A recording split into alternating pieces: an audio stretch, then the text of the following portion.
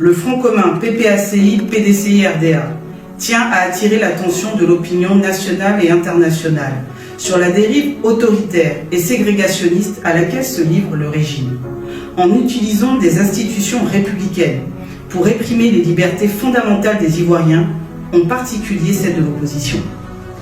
Nous dénonçons avec fermeté l'instrumentalisation du Conseil national de sécurité, CNS, dont le fonctionnement actuel constitue une menace grave pour la cohésion nationale.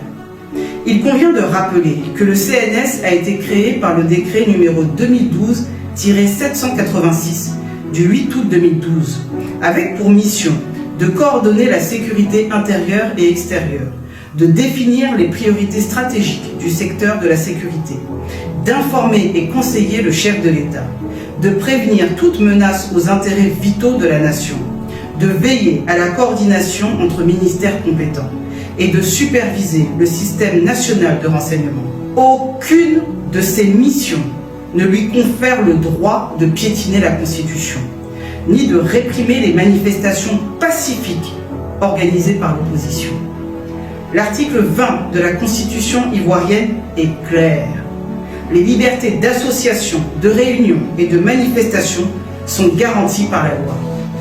Or, le CNS s'est arrogé le pouvoir de trier entre les bonnes manifestations, celles du pouvoir, qu'il autorise et encadre, et les mauvaises, celles de l'opposition, qu'il interdit, réprime ou menace d'interdiction. Cette dérive est d'autant plus inacceptable que rien, absolument rien, ne permet d'affirmer que les manifestations de l'opposition représenteraient une menace à l'ordre public. La marche du 9 août dernier en est la preuve vivante. Des centaines de milliers d'Ivoiriens ont marché dans le calme, dans la dignité, sans aucun incident.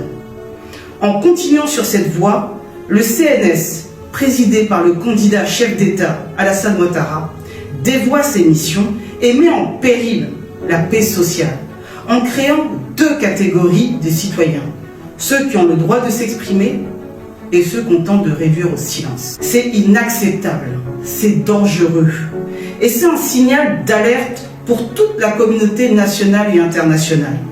Face à cette situation, et suite à la répression violente de la marche du 11 octobre dernier, les Ivoiriens ont commencé à se mobiliser d'eux-mêmes, à travers des marches spontanées à Gagnoa, Daloa, Bonoua, Alépé et dans bien d'autres localités du pays. Nous saluons leur courage, condamnons la répression et affichons notre soutien total à ces initiatives populaires. Et à cet égard, le Front commun annonce qu'il fera régulièrement le point sur ces mobilisations citoyennes afin de les encourager, les structurer, les rendre visibles et en garantir la cohérence au service d'un seul et même objectif, la restauration de l'état de droit et des libertés fondamentales. Aux forces de l'ordre, nous rappelons avec gravité que l'exécution d'un ordre manifestement illégal ne protège d'aucune responsabilité, ni devant le droit national et encore moins devant le droit international. Nous les encourageons à encadrer les marches pacifiques de l'opposition, comme ce fut le cas le 9 août dernier, où plusieurs centaines de milliers d'Ivoiriens ont marché sans un seul heure. Ces manifestants ne demandent qu'à pouvoir s'exprimer librement, comme les partisans du RHDP. Le droit de manifester ne doit pas être un privilège réservé qu'aux partisans du pouvoir. Tant que cette discrimination persistante perdurera, le peuple ivoirien continuera de marcher. Et nous continuerons de l'accompagner. Le Front commun informera très prochainement l'opinion publique d'une nouvelle grande marche nationale.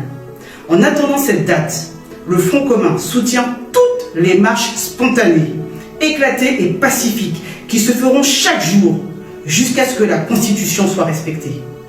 Marcher n'est pas un crime. Marcher est un droit. Nous continuerons de marcher contre la peur pour nos libertés. Pour le Front commun PPACI, PDCI, RDA, Maître Abiba Touré, porte-parole du Front commun PPACI, PDCI, RDA.